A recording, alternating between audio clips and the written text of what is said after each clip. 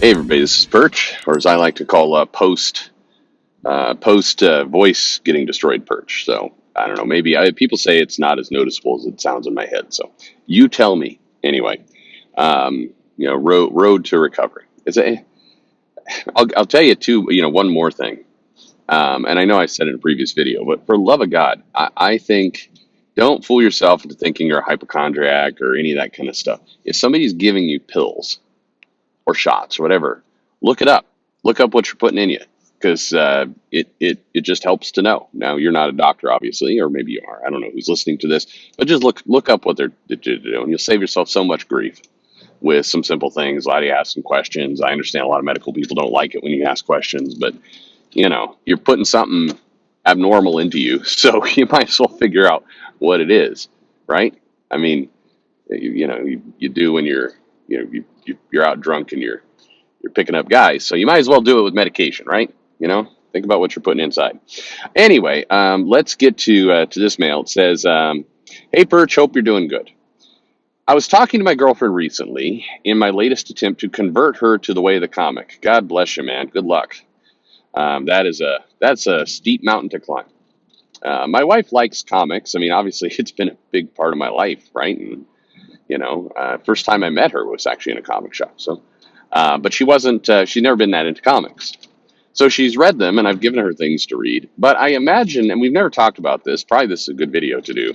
Um, her impression of comics is very different from most of us because she never caught the "I'm going to read this comic," and and keep reading it month after month, even when it's bad, which a lot of us do.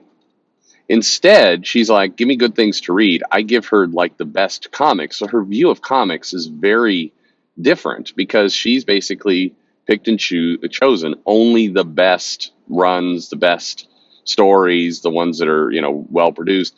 It would be, well, I was going to use this analogy, but I don't think it fits. It'd be like if you were a Marvel comic reader, but you only read the events. You kind of decide to yourself, the events are where the important things happen.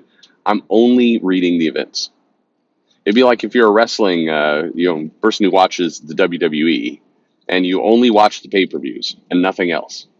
It's so that's kind of. I mean, it's a different way of thinking. Anyway, got me. Oh, sorry. Back to the mail though. We had a little talk about reading, and she told me what she likes to read in books, and mentioned her favorite author, someone called Jodi Picoult. So to take an interest, I Googled her and see that she's actually not only written Wonder Woman, but I have a trade of her work. I told my girlfriend and it piqued her interest. So I go to fetch the story, and my girlfriend's first comment was that it looks too thin. Interesting. Okay. Which is indeed what? And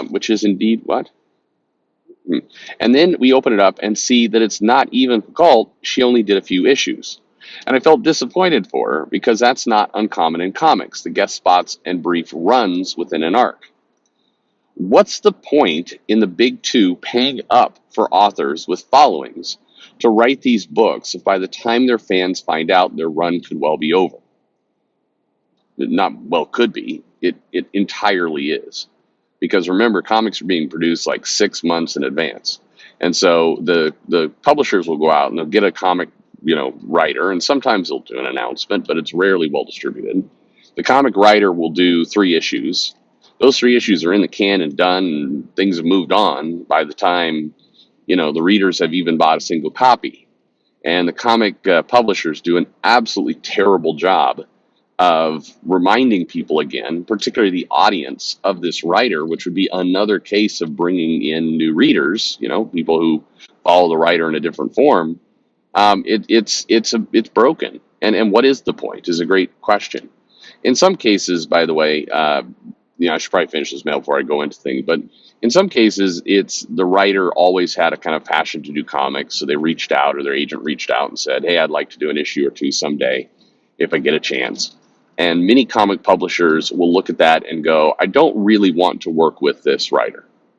Believe it or not, there's usually a resistance or reluctance to work with celebrity writers. They feel, I don't know, it's territorial or whatever. They just don't like it. But they also won't turn it down, particularly if pricing and timing is right. So they'll find a project but they do so without any of the passion of getting this creator in. And so you get pretty, you get runs that are short, that have no real marketing or heat behind them, that never get really leveraged inside the company. And, it's kind of rinse and repeat. There are exceptions to this, of course. I think Joss Whedon, when he did Astonishing, they definitely hyped up that. That's a little bit of a different story. He was, of course, really, really popular at the moment, particularly with the ladies. Am I right? Anyway, but that's kind of one of the difference. Anyway, let's finish this mail up before I continue to comment. Um, why such a short spot? And more to the point, are novelists an untapped resource of potential comic writers? I grew up with Skullduggery Pleasant being a big deal, and looking back, I know Derek Landy has done work at Marvel, but same story, only a few guest spots here and there. But I wonder what a long run for him on Batman or Captain America would look like. It would look like a giant pay cut. That's what it would look like. And which is your answer? Obviously, many novelists would ask too much or not be interested, but I'm sure there are plenty of true believers who jump at a chance to write comics. Yeah, I think there are quite a few. The problem is literally they would take a pay cut. I mean, or the comic publisher could cough up some money and pay them more, but then you have a different problem where you get your current comic writers wondering why this celebrity writer is getting paid 10x their page rate, why J.J. Abrams' kid is making $1,000 a page to write a book, where the Evita's over here making sub 100 a page. I mean, why those questions do come up, and it seems unfair, and probably is unfair. Of course, the answer to that is the publisher decided that J.J. Abrams and his kid was a name that was going to sell books, so it was worth the extra money because it's going to bring in the extra attention. Now, is that true? Did it happen? Not entirely, but that's the thought process that they do. But fundamentally, it's about money. I do think that there's a better way to structure the work, meaning if you're gonna, go for one of these novelists, I think you do have to think bigger term.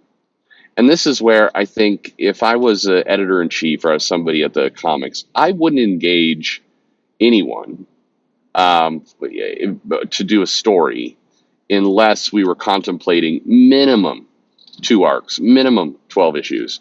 And if it was a major character like Captain America or Green Lantern or somebody like that, it was a more major name, minimum 24, minimum. Like the floor is 2 years. And I think I would think that direction as my main line. If you're doing a limited series and you're doing that kind of thing, that's fine. Then you can do 6-issue type stuff or whatever. But I think you have to think 12 to 24 months. So in this instance, I would definitely go out to novelists. And this is where I just try and do it with good business. I would say, hey, I think there's a big audience over there in the world of Dungeons and Dragons, and so or Magic the Gathering.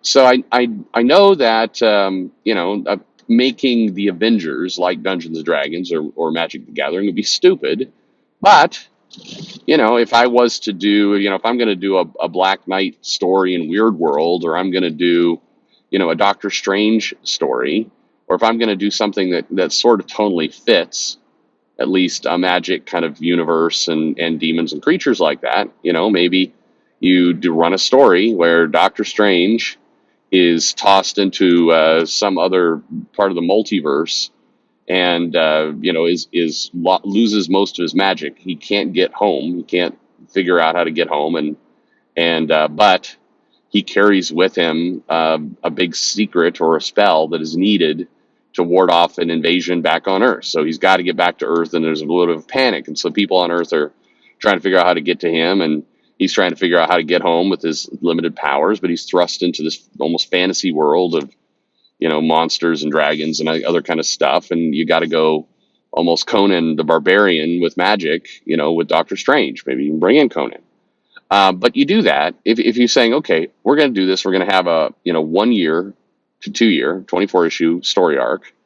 That is Doctor Strange thrust into this other world, has to regain some of his magic, has to get back.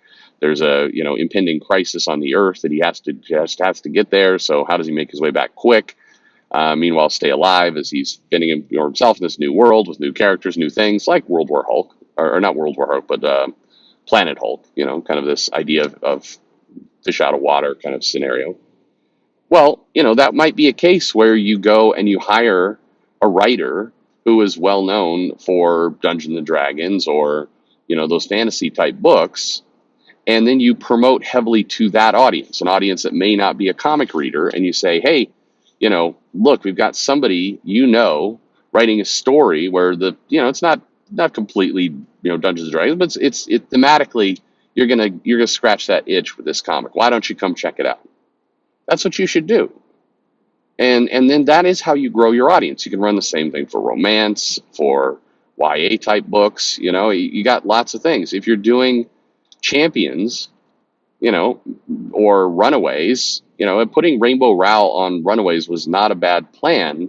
Having Rainbow Rowell write out of her comfort zone was a bad plan. Basically, if she's a very popular YA author, which she is, make it YA. Just commit and make it YA. But again, you would want to do this for champions or runaways. Maybe Teen Titans. Maybe that's not what Teen Titans ever really was. But anyway, you'd want to make it for that.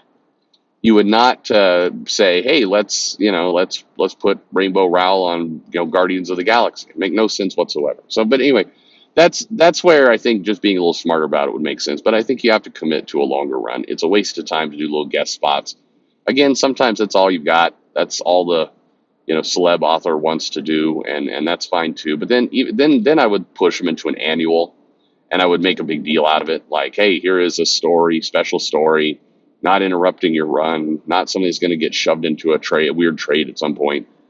But maybe you have it's kind of like the annual idea I mentioned in another video that the editor had. Make a once a year comic that's an annual, featuring a celebrity writer who tells some, really unique story, but then have it be something in their wheelhouse. George R.R. Martin's going to do something, make it, fantasy or like his Wild Card series. John Grisham, is he still writing books? I don't know. Make it the legal drama. Put John Grisham on a She-Hulk annual or Daredevil annual. Do that. It's just, anyway. That's what I think. Anyway, thank you very much for the mail. Good luck in getting the girlfriend into comics. More power to you. And let me know what you think in the comments below. And thanks for listening.